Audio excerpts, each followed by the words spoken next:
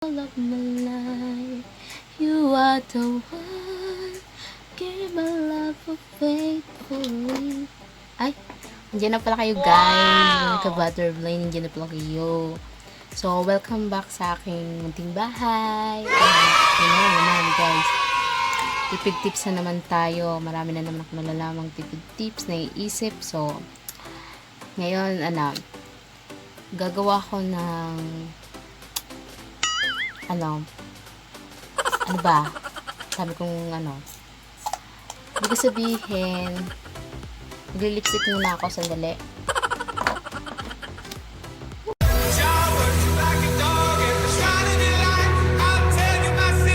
So, yun nga guys, sabi ko kanina. Ano ba sabi ko kanina? Kanta-kanta pa ako eh. Hindi, gagawa tayo, tuturuan ko kayo kung paano mag-curl ng buhok gamit lang ang itong mga daliri, bubulol ako. Gamit yung dalawa mong daliri. So, pwede mo nang i-curl yung buhok mo, pakulutin. So, hindi tayo gagamit ng kahit anong gamit na pwede natin gamitin. Tulad ng iron, yung pangkulot talaga as in. So, hindi tayo gagamit nun. Kasi alam nyo, para sa alaman nyo guys, yung paggagamit ng pangkulot is nakakasira, nakakadamage. Isa siya sa mga malakas makadamage ng buhok mo. So, hini-hini ang paggamit guys kasi yan din yung nagiging cause kung paano nagkakaroon tayo ng split ends na tinatawag. And nagiging cause din siya ng pagka-dry ng buhok.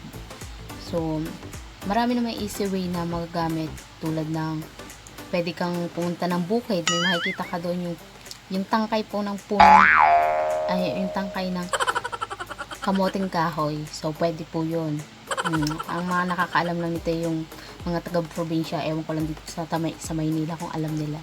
So, yung mga taga-probinsya, syempre wala namang kuryente, 'di ba, doon. So, ang ginagamit nila is iyon, pangkulot, lalo na kung merong mga okasyon. So, yun na nga guys, ang dami kong sinasabi, kaya halika na, tara, samahan mo na ako. Samahan niyo na ako na gawin to, vlog na to. So, tara na guys, let's go! Excited na ako. Yan nga, itong dalawa mong daliri, tatandaan mo. Ilapat mo dito yan guys. Tapos, ganyan mo siya. Ganyan mo. Wait lang. Ganyan. Tapos, ganyan. Itatali mo siya. Tapos, igaganyan mo siya. Again.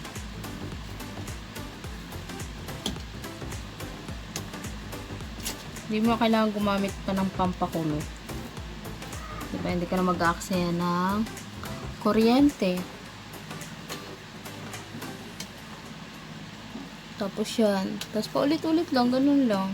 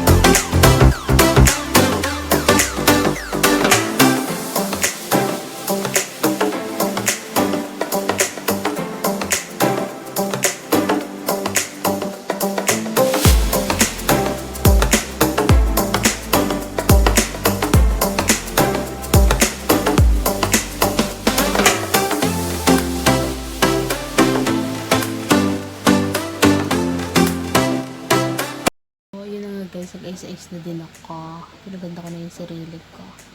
Masyado bang makapal yung aking wait. Guys, gagawin na natin. ano ba tawag dito?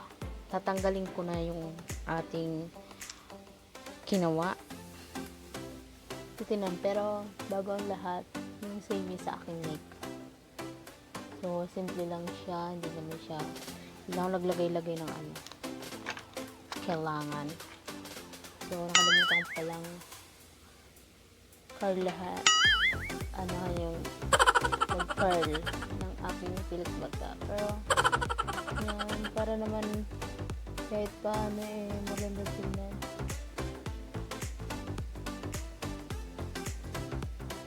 So, ayan. Tapos, tatanggalin na natin at babalik ako. Babalik ako guys ha.